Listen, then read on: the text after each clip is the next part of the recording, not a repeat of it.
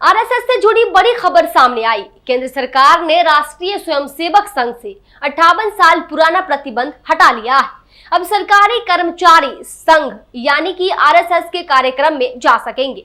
आपको बता दें कि 1966 में सरकारी कर्मचारियों के संघ के कार्यक्रम में शामिल होने पर प्रतिबंध लगाया गया था, लेकिन एक बार फिर इस प्रतिबंध को हटा लिया है, जिसके बाद कांग्रेस इसका विरोध कर रही है।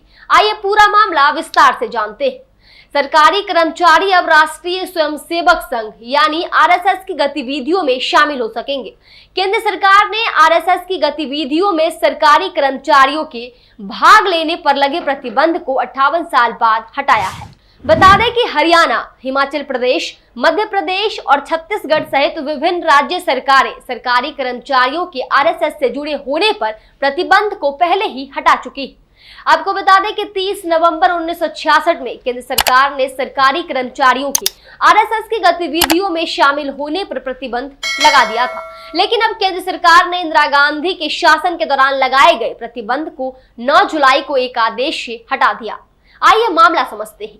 दरअसल भाजपा आईटी सेल के प्रमुख अमित मालवीय ने एक्स पर एक स्क्रीनशॉट शेयर करते हुए लिखा, 58 साल पहले 1966 में जारी असंवैधानिक आदेश जिसमें सरकारी कर्मचारियों के आरएसएस की गतिविधियों में भाग लेने पर प्रतिबंध लगाया गया था, मोदी सरकार ने वापस ले लिया।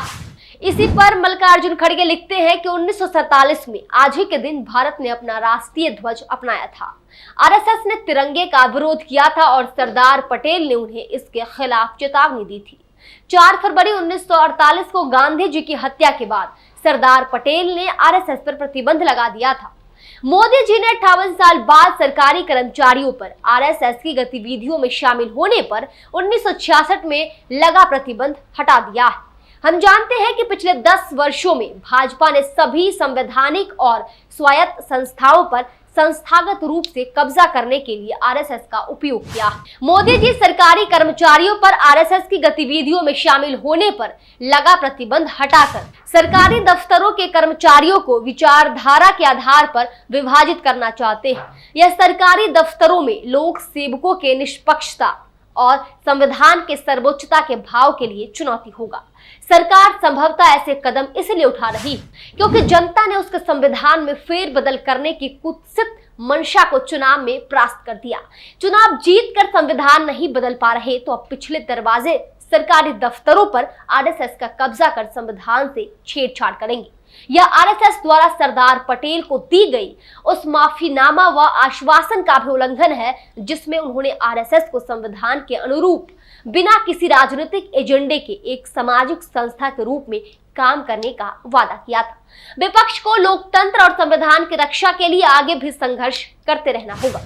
कांग्रेस महासचिव जयराम रमेश ने पोस्ट कर एक्स पर लिखा कि सरदार पटेल ने गांधी जी की हत्या के बाद फरवरी 1948 में आरएसएस पर प्रतिबंध लगा दिया था। इसके बाद अच्छे आचरण के आश्वासन पर प्रतिबंध हटा लिया गया था। इसके बाद भी आरएसएस ने नागपुर में कभी तिरंगा नहीं फहराया। 1966 में आरएसएस की गतिविधियों में भाग लेने वाले सरकारी कर्मचारियों पर प्रतिबंध लगाया गया था और यह सही निर्णय भी था। 1966 में बैन लगाने के लिए जारी किया गया आधिकारिक आदेश है।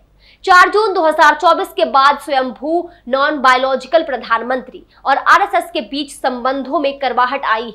9 जुलाई 2024 को 58 साल का प्रतिबंध हटा दिया गया, जो अटल बिहारी वाजपेयी के प्रधानमंत्री के कार्यकाल के दौरान भी लागू था। मेरा मानना है कि नौकरशाही अब निक्कर में भी आ सकती है। कांग्रेस प्रवक्ता पवन खेड़ा लिखते हैं, 58 years ago the central government had imposed a ban on government employees taking part in the activities of the RSS. Modi government has withdrawn the order.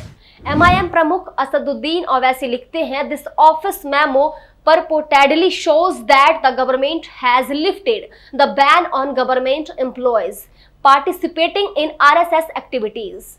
If true, this is against India's integrity and unity. The ban on RSS exists because it had originally refused to accept the constitution, the national flag and the national anthem. Every RSS member takes on oath that puts Hindutva above the nation. No civil servant can be loyal the nation if he is a member of RSS. इस खबर पर आपकी क्या राय है? Comment section में हमें जरूर बताएं। देखते रहिए दी कंटाप। शुक्रिया।